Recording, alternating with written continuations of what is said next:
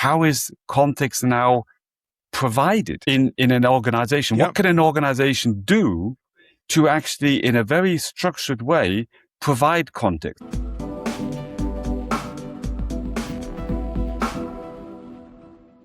Ladies and gentlemen, welcome to a new episode of the BPM 360 podcast. My name's Caspar, your host, and with me is, in person but far, far away today, my friend Russell. Russell, how are you and where are you at right now?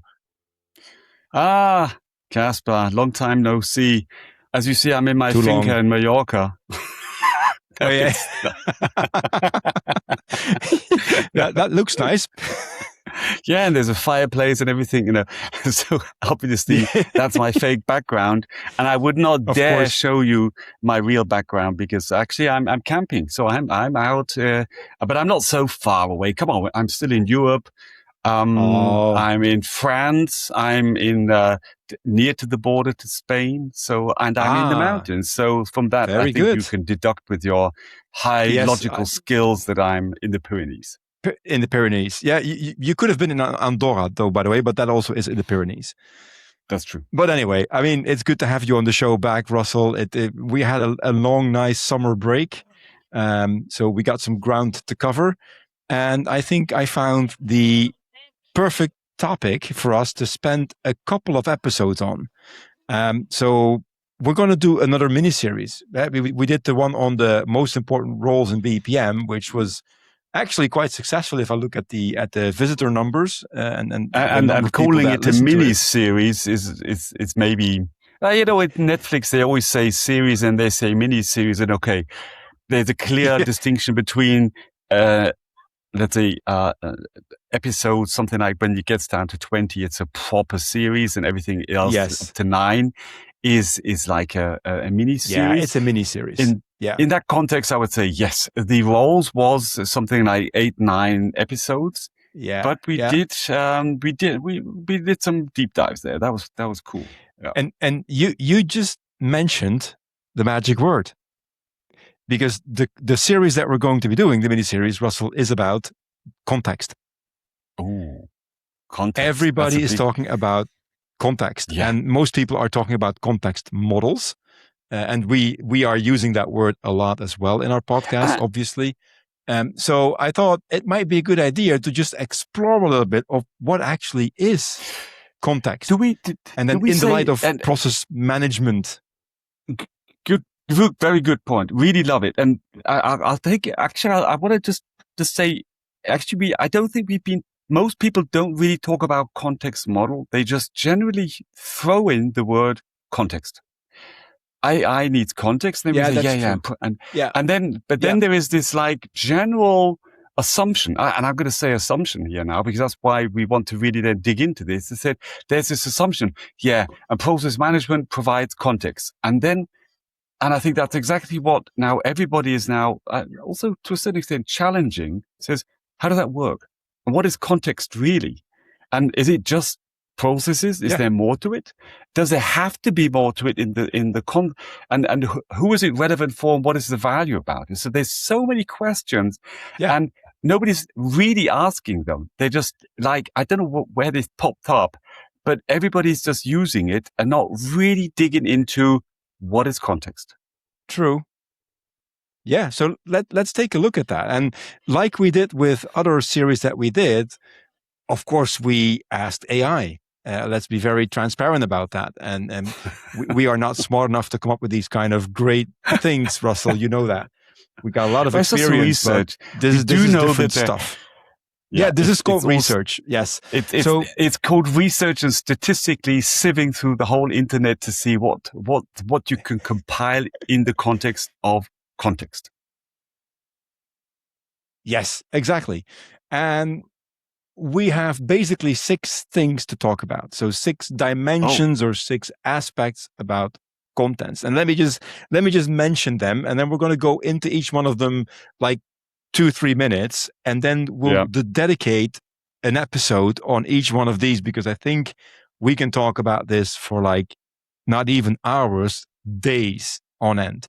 So dimension number one, Russell, the why layer, aka business logic and decision drivers. So it's not about what has happened. It's about why decisions are made. So we're talking about rules, policies, compliance, those kind of things. So that's number one. We'll get into it for a second in a minute. Number two, state and conditions, the now. What is the state that the process is in at the moment? Then number three is about temporal and seasonal patterns, because things are typically different in different parts of the year or different parts of a cycle. Simplest example is a payment process behaves differently on a month-end close versus mid-cycle, something like that. Then number four will be around stakeholder and role context. So in other words, how do different roles in the organization look at the different variations, for instance, different regions have different risk tolerances, for instance. In Germany, a risk tolerance is different than in Spain or in South America, where the word risk doesn't exist, I think. Then number five, we will talk about performance baseline and anomaly context. In other words, what is normal for this process or this customer might not be normal for another customer. And very often these things are just put onto one big heap. And then the last one, the sixth one, is explainability threat, the audit trail. AI should be able to show you how it came to a conclusion. It's not a black box, certainly not if you entrust your organizational decision making to it. So again, 6 varying topics all around defining context. Sounds exciting? Yes, and interesting enough, I think that the first ones were super obvious, and then to the end, my feeling says they're going to be more complex, because a lot of the, say, if you just take audit, you're saying, yeah, but why isn't that already covered with why? Yeah, so you come down the line, and then you always have to say there's a distinct difference between, let's say, this audit, the last point, and isn't that already covered in the why? Because you have to be compliant. So for the sake of compliance, there is a reason why you have to document something in detail. But yeah, I think, but that's something going to be very interesting to really go through, and I think it'll really help us to then, let's say, elaborate the real very, very special elements that are far beyond the obvious when we're talking about context, and that's something.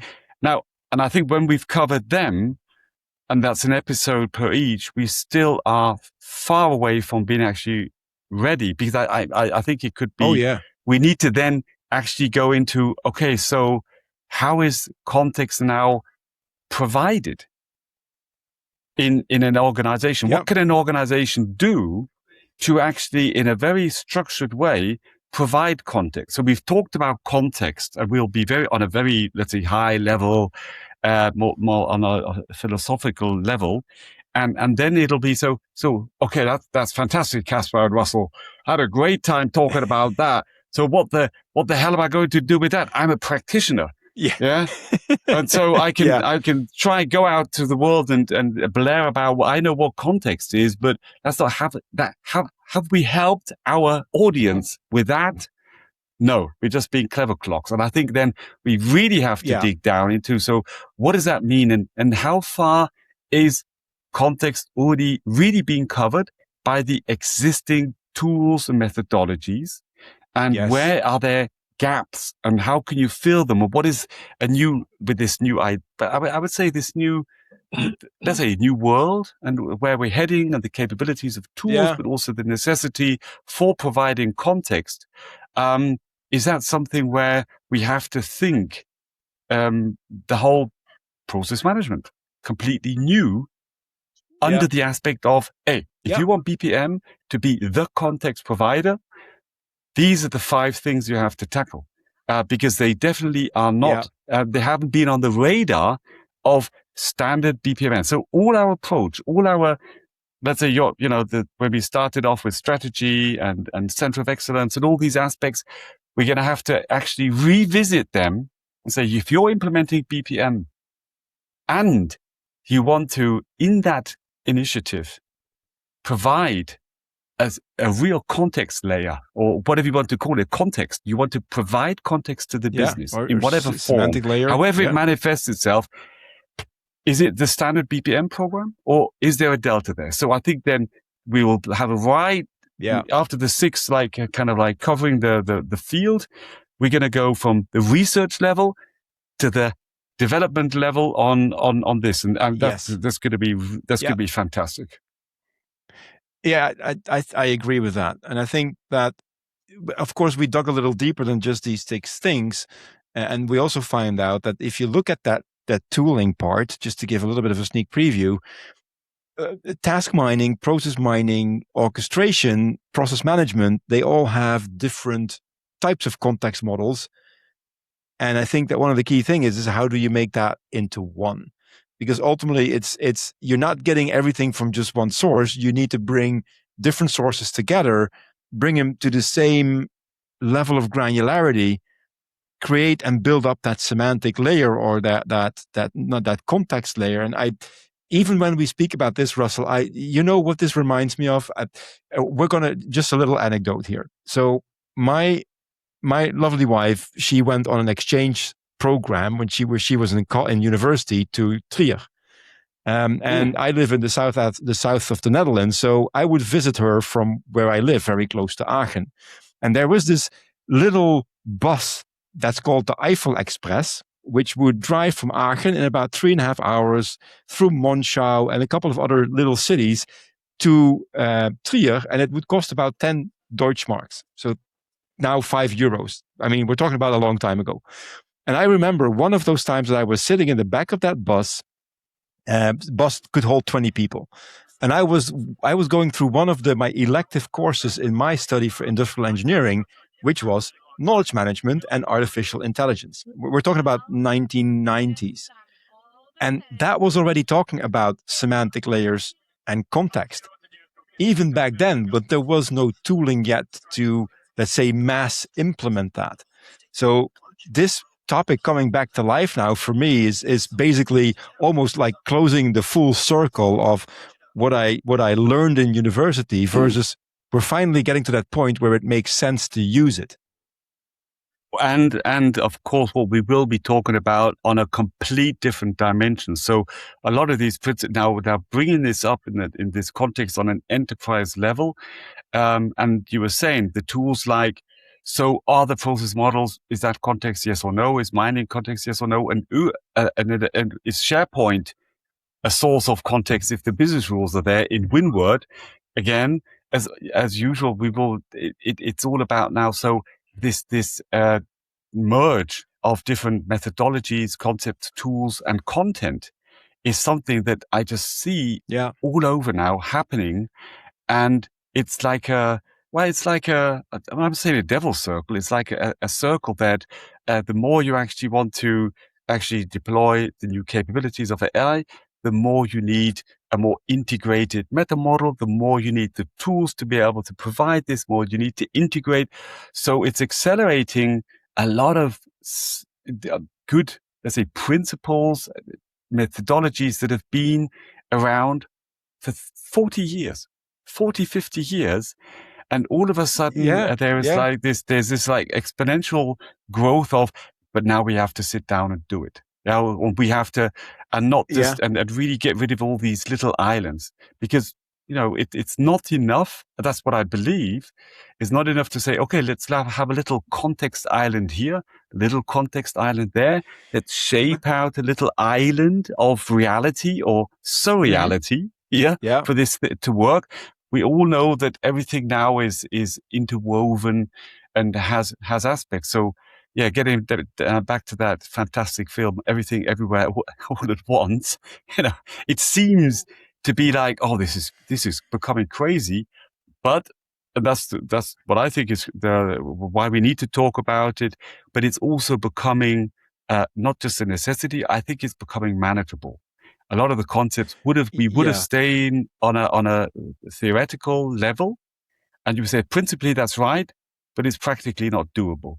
I think for an enterprise or even in a smaller scale, I think that is fundamentally changed. So we have to think old concepts. That's why most probably that's why Claude or AI spat out these topics. You asked him what is context, and he could go back to the 90s and 80s and see all these research papers and says, hey, there's been guys there. They've been thinking about this before you were still running around the Christmas tree with a drum.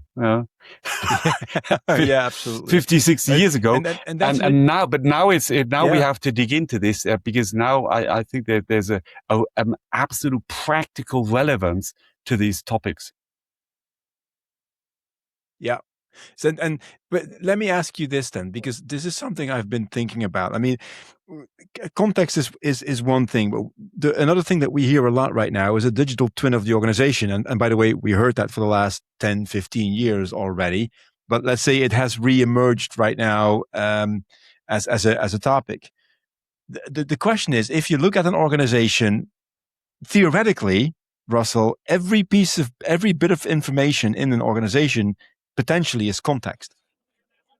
And if you would model every little bit of information, you would theoretically, again, have the perfect digital twin of your organization. However, I think there's two things that we need to add to this. One, I don't think that all information is relevant for your AI model, because I don't think that the way that your office is cleaned by facility management is really relevant if you make a strategic decision to pursue a different business model or something else. So you need to have a cutoff point in saying which part of my organization is actually relevant for an object, for a context model or a digital twin. And then the second thing is, I don't think that a context model of an organization stops at the boundaries of an organization itself. I think that all of the legislation and the regulation a company needs to comply with lives outside the organization, but definitely should be part of your context. So how do you look at that? I think it's an interesting question, and I compare it a bit with the times when SAP went from their old database to HANA. And all of a sudden, there was a lot of thoughts about, wow, I don't have to copy the data out of my system, aggregate it, and munch it together to be able to create some reports, but I can actually just directly analyze the data in HANA. So your digital twin was not just let's say from a data performance perspective. We're looking at a very, very specific use case here, but I think it's very, very similar. But then it was like, no, you don't have to copy out the data. You can directly access the data, which is so. So it was so. Of course, the company, the transaction, or the material that is flowing from A to B physically is already represented in the HANA system with its transactions and is stored somewhere in the HANA system. Yep. And then there was a copy of that to actually aggregate it and then calculate some KPIs. And so it was just taking out a couple of layers, but ultimately the HANA system itself is still only a digital trace of what happens in reality. Or even the values themselves is a bank account, but the real assets are physically, or not even physically, virtually, even on a bank somewhere. So, and this is where I think it becomes very hard to say. So, what additionally do you need on systems like the process definition versus the live data? And that's exactly where I think for many years the modeling versus the mining have not really been able to come up with one common idea how this really fits together, and where a context of this first topic you talked about, the why, and to a certain extent, and now I'm talking BPM, how, it documented the processes, and what we made out of it in the HANA system with reports coming out and the events in the HANA system that I can capture to let's say retrace. And that's when we're coming most probably maybe even down to this last point that you mentioned of the context, topic 6, that you're saying the traceability of what actually happened is then in the event logs. Now, all good. and that's where we come in. So how do the tools currently really help you to differentiate finely between a context of my reason why, maybe a strategy objective, business model, or something like that. Then how I do it. So the sequencing of events to create a transformation of value, a transformation of an organization, which is also exactly one of the points that was listed in the sixth. And then the actual traceability of what actually happens. And then there was the other aspect of performance. How well was this actually the value created?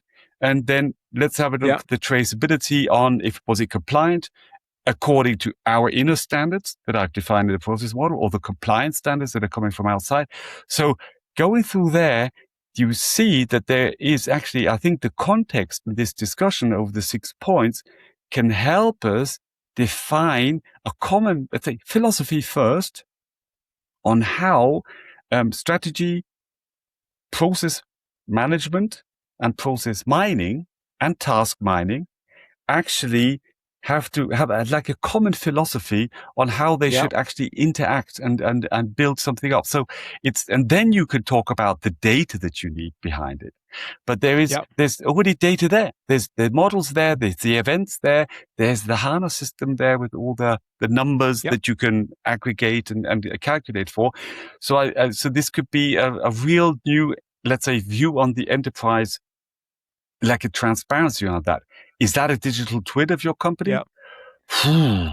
I think maybe it is. Maybe it isn't.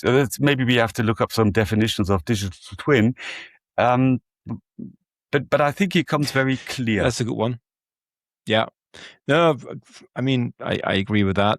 I also think that you just mentioned basically the 4 main players when it comes to providing information for context models or semantic layers. I mean, process management is one, task mining is one, process mining is one, orchestration is one. They all either generate or capture data that is related to the execution of what we call a process. And I think in one of those, we'll come back to when we talk about the performance baseline and an anomaly context. One quote that I see here is, without context, AI sees noise. With it, AI sees opportunities or risks. And that, I think, is what this is all about. I mean, it is a process, a simple process like procure to pay or order to cash or record to report or plant maintenance. If you pull it out of the context, it becomes a very, very simple sequence of activities that every third grader can understand. At the moment, and I know this from my experience where we actually mined the plant maintenance process at the company I worked for all 102 plants, covering 8 different SAP systems in this case. And that's when you see to start the variation of how plants approach plant maintenance. And again, the actual maintenance might be different per plant, but the overall process of how do you do plant maintenance, preventative or maybe otherwise, is pretty much the same. And then you start to see, why does it take on average 5 days to turn around the plant here, and why does it take about 10 days to turn around a same type of plant in a different continent? That is context. And that you can only learn by pulling as much information as you have around those variations into your layer, semantic layer. Yeah, that's very good. And another aspect, you were saying that about the noise. I think that's really good. But it's not just for AI, the noise. Yeah. If you take process mining, then and you do an analysis, it'll without context, it'll calculate you typical, let's say, process performance indicators. And it will say, there was 5 loops there. That's not good. It'll assume, I'm going to say assume. And then, that took a long time. There was a bottleneck there. That's not good. Yeah. And then, but we all know exactly that then we're saying, yes, but, yeah. And ultimately, it's just looking at noise and statistically randomly, not quite randomly, but statistically analyzing, where there's certain deviations from standard. So they say 80% it went here, 20% here, they're anomalies. But to interpret it in any way, why is it taking longer? Does it even make sense to do a couple of loops because there is a certain anomaly that you want to react to? Or is there a compliance reason why you want to react to that? And maybe that is the better process. If what is a good process is defined by the why up the front there. So actually that's where way before AI, all these, even the let's say the BI tools with their KPIs and the process mining tools now on a more detailed level they just see noise. They just see statistics, and without any context, they can't say, is this revenue good or is it bad? Is this on time in full good or is it bad? And it goes down the whole chain. So there's nothing new about what we're actually talking about now. No. But we need to. I think we need to. But I think the companies need to have. It's been too distributed, all the context. And the more you want to have AI to orchestrate and have and think bigger beyond just little single solutions. Also, you have to define on an enterprise level. You have to create one common agreed context that is then consumed in a very specific manner, or it's consumable in a digital manner. And that's where before it said, read the policy. Are you going to implement a system? Read the policy. And a human was there going, I read the policy. I think I'll do it like this. And process mining, then they would identify that was not well interpreted. And the auditor says, you must be crazy. And there was a big time lag there. And there was a lot of failure there. And this is exactly what I think that the big potential is about. Taking this serious, talking about it, and really finding concepts how to implement this in a real proper way. So then there's an additional dimension that just popped into my head, Russell, and that is ego. And as always, human ego is going to get in the way. Is that a new AI model I haven't heard of? No. I just came up with that one. Ego. I think it's in the what's it called? Guardians of the Galaxy Part 1. I think the guy's father is called Ego. Planet Ego. It was, I think. But anyway, what I mean with this is the following. Now, imagine what we talked about. Basically, is bringing together information that is spread across numerous different platforms, right? And you need to bring that basically into a neutral place. And by doing that, what you're basically doing is you're basically saying to all of the vendors of those applications, it's nice that you have that data. I need all of it, and I'm going to put it in one single place, which is not your application, because typically all those applications are simply too restrictive. They're not covering the entire organization. Not even SAP does that. It covers a big part of it, but it doesn't cover everything. And that's going to be a bit of an ego hurdle, because if you really want to get your data and you want to put it somewhere neutral so you can put everything together and then feed it into an AI, you're going to have to battle corporates to do that. Or am I overreacting? Well, definitely you're not overreacting, but I think that's where we have to talk about the solutions here, because you're saying you need to have the data. Now, okay, you have to have, but we're going to have to dig into what does that mean. You have to have the data, and that's where I think we need to dig into the idea of how other concepts have been implemented. They say we need to have access to the data to be able to create registries. And you will also be provided something back. So there's a give and take about how you can actually then not just say let's say we buy a new platform and replace 5 other platforms. We know that's not going to work to the full extent. It could make sense, but it then on the other hand, like SAP has a Salesforce somewhere, and there's a Linux, and there's a Signavio, and there's a Celonis, and the enterprise universe is always something that is always a multitude of different systems, where but the question, but other time we take also who is actually the orchestrator of the context. I'm not saying orchestrator of agents, and let's just say we're talking about context here. So where is the place where it says, where is this governed and the overarching thing? So maybe the data could stay there, and maybe that data in these specific tools provides a certain element of context. But how do they relate to each other? And how can I access them and know that they are there? So like so without copying everything out into one new super database, like they used to do with copy back to the BI. So before BI copied everything out and aggregated it. Do you need to do that? Or do you just need to be able to refer to it and say, oh, you want to know where to get a process model? Go there. Oh, for this entity, go there.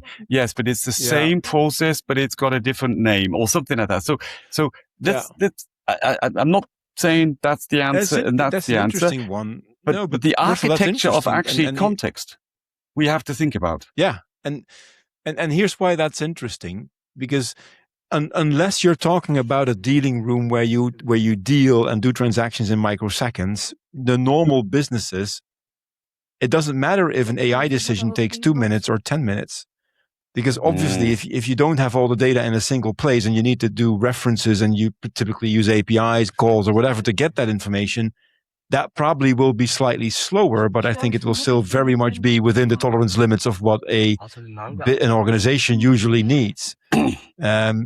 Again, unless you are a high volume transaction dealing room, you might need different things, but let's not talk about those for a second.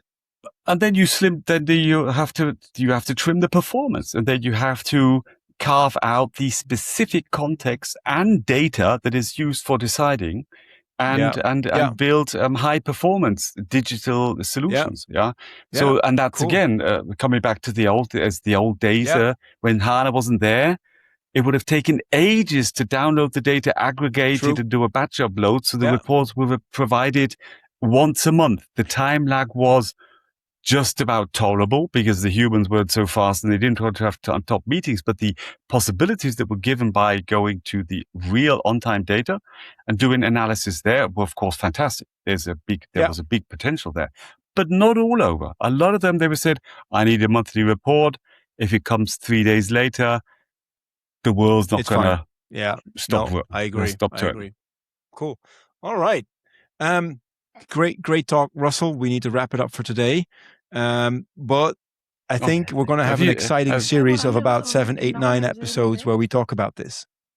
So absolutely. In our next episode, we're going to dive into the first, let's say, most obvious aspect is the why layer. So around business logic, decision drivers, we'll get into that.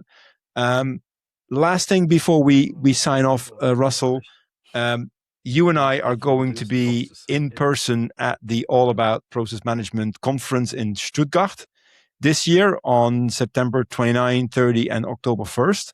So, dear listeners, if you want to meet us live and you want to meet the other big BPM podcasts, like What's Your Baseline, Roland Wolt will be there, the Drei Prozessphilosophen, they are there as well. Come to Stuttgart. We'll put the link in the show notes, and we hope to see you there. And then, Russell, to our listeners, I say thank you very much. I say thank you for joining our conversation high up from the mountains. You clearly were in elevated spirits today, and we'll see you next week. Thank you very much. Bye-bye. Yes, thanks for listening. Take care. Bye-bye.